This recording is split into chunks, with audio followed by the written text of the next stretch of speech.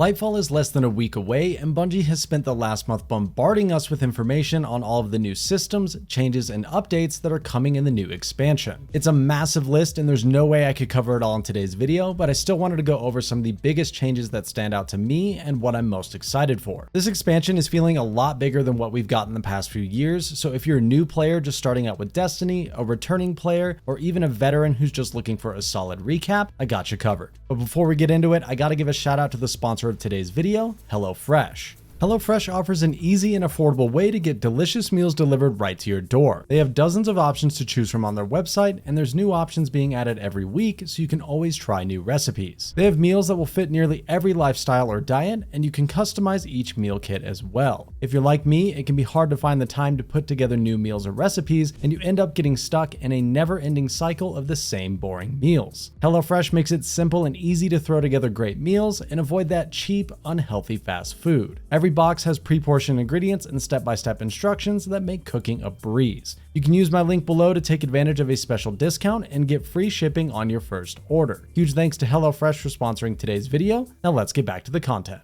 I think one of the biggest changes coming in Lightfall are the reworks coming to Buildcrafting and the mod system. Starting in Lightfall, we'll have a completely new UI for editing our entire build all in one place. You'll be able to save your builds in loadouts and swap between them instantly in-game. No more having to use DIM or third-party tools to keep track of all your different builds. This system alone is a huge quality of life improvement, but then we're also getting a complete rework of the armor and mod systems as well. Armor will no longer have elemental affinities, meaning you'll no longer need to hoard dozens of different stat rolls on different elemental armor. This frees up our builds a ton and will make it much easier to curate your Guardian exactly how you want them. Taking it even further, the entire mod system has been changed as well. We will now have multiple combat mod slots on every piece of armor, which is going to add a lot more depth to all of our builds. Many of the mods we're familiar with, such as Elemental Wells and the Charge with Light system, are being merged together with the new Armor Charge system. This system is sort of a hybrid between Elemental Wells and Charge with Light and will change the way many of our mods currently work. You'll be able to spend your armor charges for things like reduced ability cooldowns, similar to mods like Firepower, or you can use the new Decay system, which will slowly consume your charges over time, but grant you a benefit throughout the duration. Think things like Font of Might or High Energy Fire. We have no idea what changes are coming to all of the mods themselves or what new options we'll see in Lightfall, but we will have dozens of new buildcrafting options to experiment with in just under a week. Tying into those buildcrafting changes is another update I'm excited for, which is the addition of new fragments coming to all of our Light 3.0 subclasses. Solar, Void, and Arc will all see new fragments to select and use in Lightfall. Some of these may add small amounts of utility to round out your build or take them in new directions, but a few of them sound pretty insane when you think about the builds you can use them with. Particularly things like Ember of Resolve, which grants cure on Solar Grenade Final Blows, is going to make builds like Young Ahamkara Solar Hunter and Starfire Protocol Warlock even stronger. A lot of our current fragments are also being adjusted to include new functionality for the new spawned objects system. This is replacing elemental wells with subclass specific objects. Things like fire sprites, void breaches, and ionic traces will all work in new ways with their designated subclass, taking the place of elemental wells. This is a nice layer of updates to our current Light 3.0 subclasses and may end up being a bigger deal than a lot of us are currently thinking, depending on how we can use them. Rounding out the trio of gameplay changes coming next week, we are also getting a whole list of new ways to counter champions as well. Bungie is moving away from the traditional artifact mods that you have to equip and that limit you to the weapons you can use each season. Starting in Lightfall, our subclass and weapon perks will allow us to stun champions as well, and this includes Strand. Each subclass will have methods of countering and stunning at least two different types of champions. Effects such as Jolt, Scorch, Suppression, and Chill will all be able to stun champions, and that also includes any effects that come from our weapons as well. So things like Chill Clip on fusion rifles and Volt Shot on arc weapons will be much more valuable next season. I'm really excited for this change as it really helps to loosen things up in regards to the restrictions we currently have and a lot of in-game content.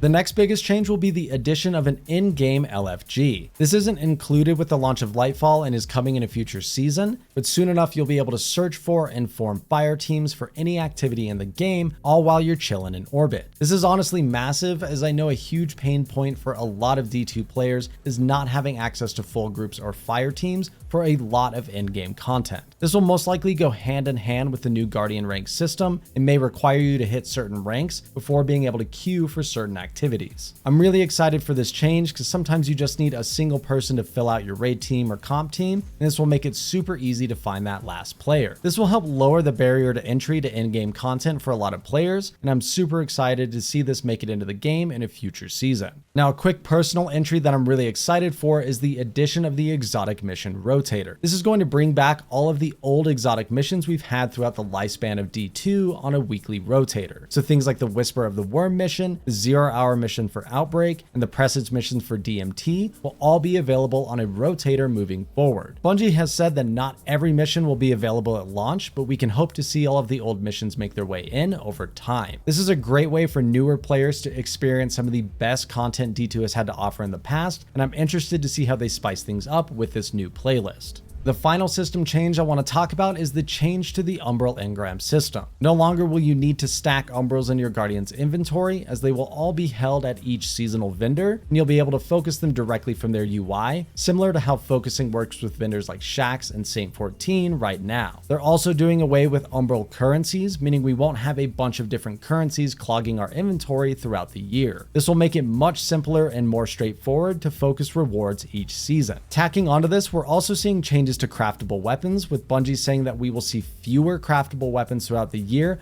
but they'll be easier to obtain, meaning less of a grind. We will also have new ways of unlocking crafting patterns besides just focusing for red borders or praying for RNG.